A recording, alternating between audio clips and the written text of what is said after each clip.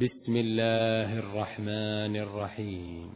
والفجر وليال عشر والشفع والوتر والليل إذا يسر هل في ذلك قسم لذي حجر ألم تر كيف فعل ربك بعاد إرم ذات العماد التي لم يخلق مثلها في البلاد وثمود الذين جابوا الصخر بالواد وفرعون ذي الأوتاد الذين طغوا في البلاد فأكثروا فيها الفساد فصب عليهم ربك سوط عذاب إن ربك لبالمرصاد فأما الإنسان إذا ما ابتلاه ربه فأكرمه ونعمه فيقول ربي أكرمن وأما إذا ما ابتلاه فقدر عليه رزقه فيقول ربي أهانن كلا بل لا تكرمون اليتيم ولا تحاضون على طعام المسكين وتأكلون التراث أكلا لما وتحبون المال حبا جما كلا إذا دكت الأرض دكا دكا وجاء ربك والملك صفا صفا وجيء يومئذ بجهنم يومئذ يتذكر الإنسان وأنى له الذكرى يقول يا ليتني قدمت لحياتي فيومئذ لا يعذب عذابه أحد ولا يوثق وثاقه أحد يا أيتها النفس المطمئنة ارجعي إلى ربك راضية مرضية فادخلي في عبادي وادخلي جنتي. اعوذ بالله من الشیطان الرجیم. بسم الله الرحمن الرحیم. الحمد لله رب العالمین و صلی الله علی جمیع الانبیاء والمرسلین سیما خاتمهم و افضلهم محمد محمد و آل محمد. اعظم الله اجورنا و اجورکم و مصابنا بالحسین علیه السلام و جعلنا و ایاکم من الطالبین لثاره علیه الصلاة و علیه السلام. در بحث دیروز اشاره شد که قرآن کریم همگانی و همیشگی است. وحی و نبوت خاندان عصمت و طهارت کلی و دائم است، یعنی برای همه در هر زمان و در هر زمین. اگر کتابی جهانی شد یعنی قلمرو زمانش الی یوم القیامه بود و قلمرو مکانش کل منطقه جهان بود، حرف او باید جهانی باشد. رهاورد او نه اختصاصی به یک ملت و مملکت داشته باشد و نه از شمولش ابا داشته باشد. اون امری که میتواند جهانی باشد یعنی قلمرو زمان خاص ندارد، محدوده عصر و مصر مخصوص ندارد، باید با فطرت و ساختار خلقت انسان از یک سو با ساختار خلقت کل جهان از سوی دیگر هماهنگ باشد. اگر با گروه خاصی ساخته بود و با ملت دیگری هماهنگ نبود، این کلی و دائم نیست، همگانی و جهانی نیست. در بحث دیروز اشاره شد که سالار شهیدان فرمود هر کس مثل من فکر میکند زیر بار ظلم نمی رود. مثلی لا یبایع مثل یزید ابن معاویه. نفرمود من با یزید بیعت نمی کنم. او با یزید بیعت نکرد، یه چیز روشنی بود، شخصی بود. اما فرمود کسی که حسینی می اندیشد زیر بار ظلم نمی رود. بیان نورانی علی ابن ابی طالب این است: لا یحتمل الزیم الا الذلیل. زیم یعنی ستم. فرمود ستم را جز ملت فرومایه کسی تحمل نمی کند. این بیان حسین ابن علی میخواهد یظهره علی الدین کله را پیاده کند، ولو کره الکافرون ولو کره المشرکون. بعد صریحا اعلام کرد، فرمود چه در مشرق چه در مغرب اگر ملتی ببینن که کسی بخواهد بر اونها ستم بکند و او ساکت بشیند و با سکوتش ستم را امضا کند، ذات اقدس اله او را و اون حاکم ستمگار را یک جا به آتش میبرد. یه سلسله بحث‌های خود قرآن دارد که به ما خطاب میکند با جهانیان بر محور عدل عمل کنید. فرمود لا تبخسوا الناس اشیاءهم. ما نه واژه‌ای از شیء عام‌تر داریم نه از شیء که جمع بسته بشه اشیاء عام‌تر فرض می شود. فرمود با مشرقی ها با غربی ها با شمالی ها با جنوبی ها با هر کسی می خواهی معامله کنی با وفا باش، کم نگذار، بد نگذار، ناقص نگذار. نفرمود با مسلمان ها معامله می کنی کم نده. نه ملی به محلی است که اختصاصی به مسلمین داشته باشد، نه منطقه‌ای است که مال مسلمان ها و مسیحی ها و کلیمی ها و اونها باشد، بلکه بین المللی است. لا تبخسوا الناس اشیاءهم. با مردم روی زمین در هیچ چیزی کم نگذارید. این حرف جهانی است. سالار شهیدان هم با خوندن این آیات نهضتش رو اقدام کرده. میبینید حرفی که حسین ابن علی میزند حرف ملی و محلی نیست، حرف منطقه‌ای نیست، حرف بین المللی است. یه آیه را سالار شهیدان بهش استدلال کرده که این آیه فقط گفته خداست با زیر مجموعه کار الهی. خدا فرمود در کارگاه من از عرش تا فرش یه آدمی بی عرضه وجود نداره، اونی که من به او سمت دادم، چه در آسمان ها چه در زمین چه در بین الارض و السما. من به کسی سمت دادم، به شغل دادم، به مأموریت دادم که این دو عنصر محوری اداره را خوب بلد است، یکی تخصص یکی تعهد.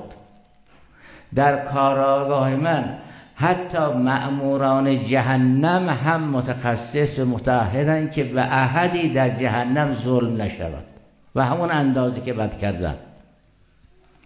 این آیه که لا یعصون الله مال ملائکه جهنمه، یعنی مأموران جهنم من هرگز وظیفه ندارند، هرگز حق ندارند، اجازه ندارند یه ذره‌ای به این کافران ستم بکنند.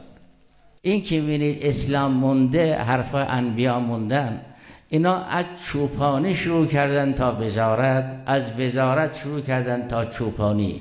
نه شغلهای ساده تر از چوپانی هست، نه شغلهای برتر و وزینتر از وزارت.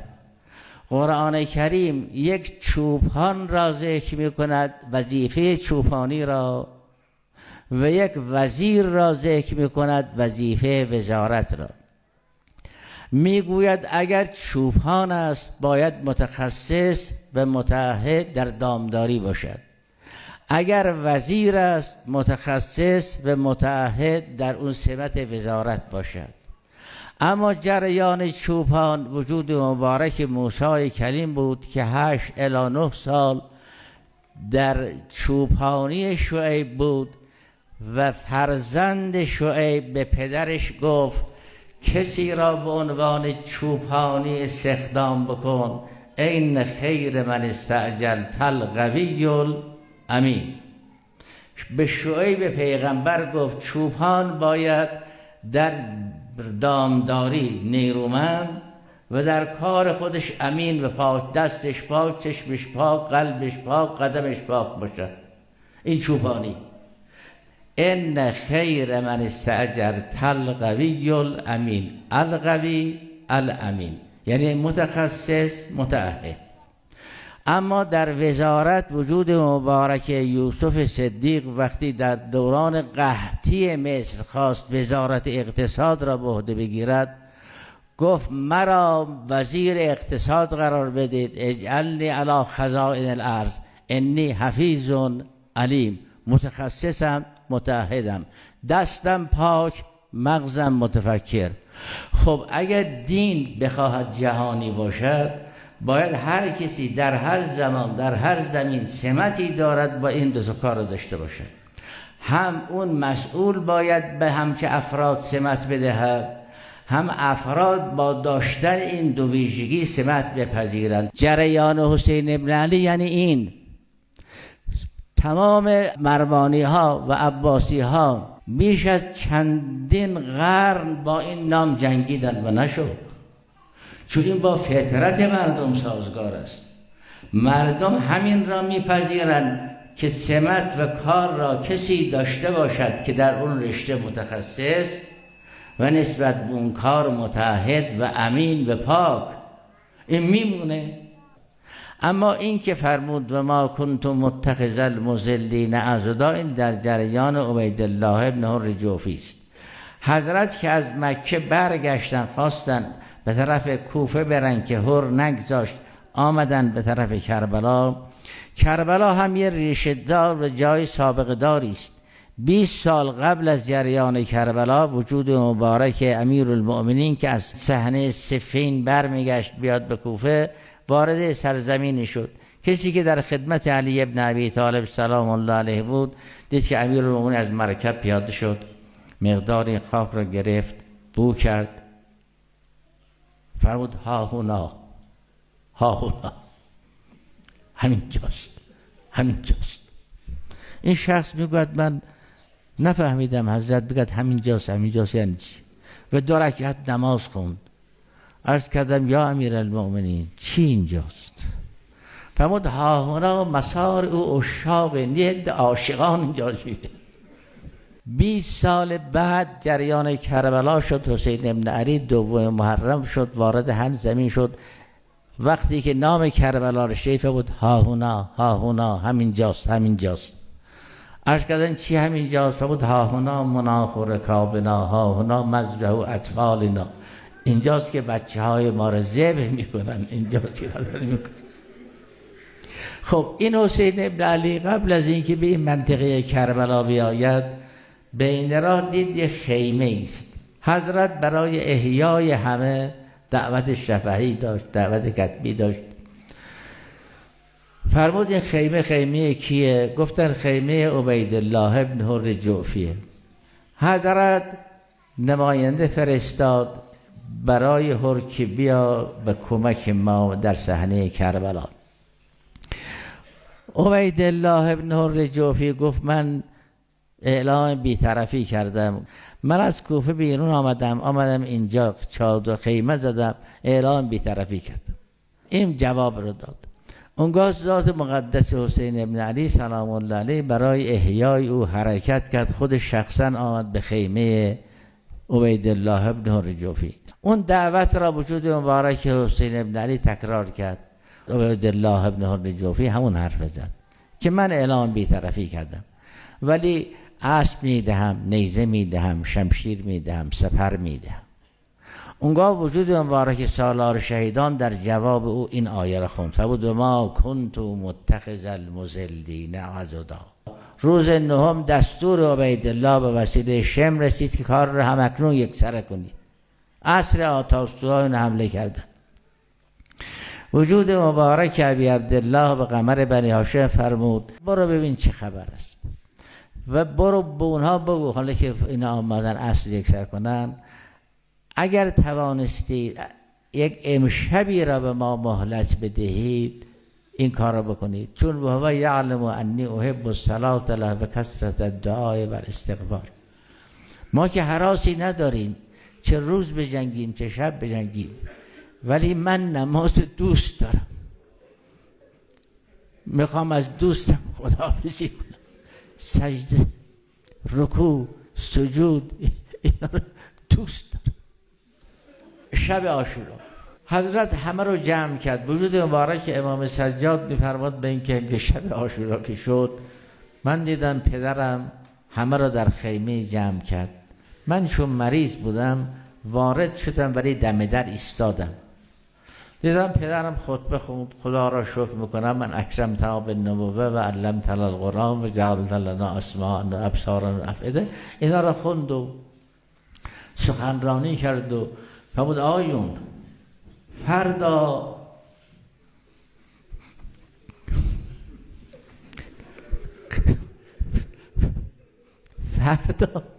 در این بیابان غیر از کشتن خبری نیست، هر که باشد او رو میکشه. این یه مطلب. و اینا با من کار دارن، با شما کار ندارن. من بیعت را از عهده شما برداشتم، هر کس خواست برود. دست زن و بچه هاتون رو بگیرید برید، اما زن و بچه های من بمون. از این آزادگی بالاتر. فرمود آیون نه دو طرفه، هر کی بخواهد به یاری ما بیاید ممنوع است، بخواهد از اینجا برود راه باز است، راه یه طرفه بسته است. اول کسی که قیام کرد گفت ممکن نیست دست برداری، قبری بریاش. وجود مبارک عباس ابن علی. بعد زهیر قیام کرد، دیگران قیام کردن، عرض کردن ممکن نیست دست بردار. اصحاب که همه رفتند و شهید شدن، نوبت به خود حسین ابن علی سلام الله رسید. رسم بر این بود که اگر یک مجاهدی میخواد به میدان برود، دیگران اسب رزم او را حاضر میکنند. هیچ کس نبود که اسب رزم حسین ابن علی حاضر کند. خود زینب سلام الله علیها زبان حالش این است که زین کنم از بحر رزم اسب سمند حسین. وقتی حسین ابن علی سوار شد، زینب کبرا جلوی رکاب ایستاد، عرض کرد ما که صابریم، ولی برادر امشب در این بیابان من مانم و ساربان، کسی نیست تو این شب. ساربان قصد بریدن انگشت تو را دارد، من دیدم چه کنم اگر شب رسید و ساربان خواست حمله کند. حالا اینها به زبان حال شبیه تر است. وجود مبارک حسین ابن علی به زینب کبرا سلام الله علیهما چی گفت، ولی اینقدر هست که زینب با آسمون دارد در دل می کند که بپوشان دیگه امشب رخ ماه را، که تا ساربان گم کند راه را، که دیگر ساربانی به طرف گودال قتلگاه نرود. اما وقتی اسب بی صاحب سالار شهیدان برگشت، زینب کبرا به میدان جنگ رفت، به میدان قتال رفت. اون برادر را آغشته به خون دید و دید شمر بالای سینه حضرت نشسته است. وجود مبارک سالار شهیدان در زیر شمشیر شمر یه مطلب فرمود، خون که چشمان مرا گرفت، من که تو را نمی بینم و نمی شناسم، ولی هر کس هستی بدان لقد ارتقیت مرتقا عظیما، جای بسیار بلندی نشستی. اینجا را پیغمبر مکرر میبوسید. جدم پیغمبر از زیر گلوی من تا سینه من مکرر میبوسید. لقد ارتقیت مرتقا عظیما. طولی نکشید که صدای تکبیر بلند شد. ذوالجناح به خیمه آمد. از ظلیمه من امت القتلت ابن بنت نبیها.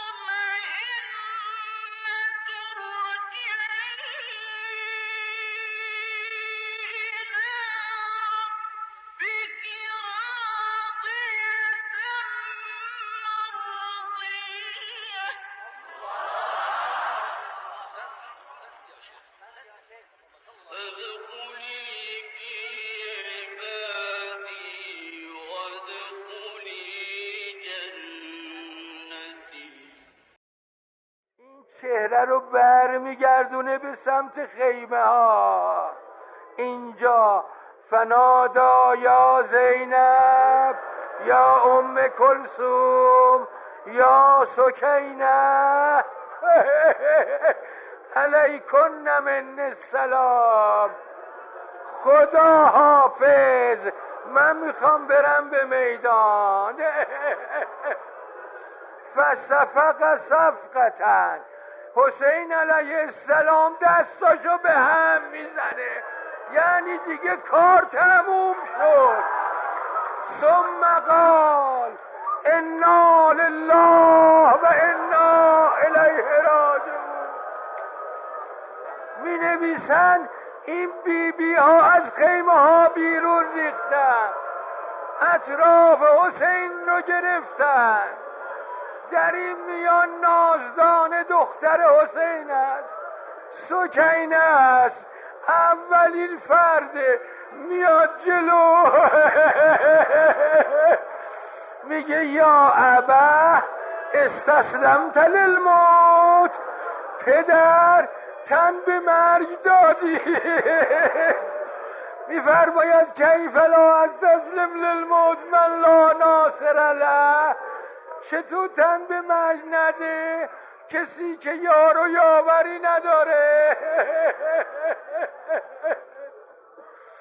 سکینه عرض میکنه بابا یا ابا ردنا الی حرم جدنا، بابا اول ما رو ببر مدینه بذار، بعد خودت بیا به جنگ. کوتاه کن کلام بماند بقیهش، مرده است احترام بماند بقیهش. از تیرهای هر مله یک تیر مانده بود، آن هم نشد حرام بماند بقیهش. هر کس که زخمی از علی و ذوالفقار داشت آمد به انتقام بماند بقیهش. شمشیرها تمام شد و نیزه ها تمام شد، سنگ ها تمام بماند بقیهش. گویا هنوز باور زینب نمی شود بر سینه امام بماند بقیهش. پیراهنی که فاطمه با گریه دوخته در بین ازدحام بماند بقیهش. راحت شد از حسین همین که خیالشان شد نوبت خیام بماند بقیهش. سر رفت بعد هم انگشت رفت، کاش از پیکر امام بماند بقیهش. بر خاک خفته ای و مرا میبرد عدو، من میروم به شام بماند بقیهش. دلواپسم برای سرت روی نیزه ها از سنگ پشت بام بماند بقیهش. دلواپسی برای من و بهر دخترت در مجلس حرام بماند بقیهش. حالا قرار هست کجاها رود سرش، از کوفه تا به شام بماند بقیهش. قصه به سر و تازه شروع، شعرم نشد تمام بماند بقیهش. مستان همه افتاده و ساقی نمانده، مستان همه افتاده و ساقی نمانده. یک گل برای باغبان باقی نمانده، یک گل برای باغبان باقی نمانده. صحرا همه گلگون شده، صحرا همه گلگون شده، هر بلبلی دلخون شده. مظلوم حسینم، مظلوم حسینم، مظلوم حسینم، مظلوم حسینم.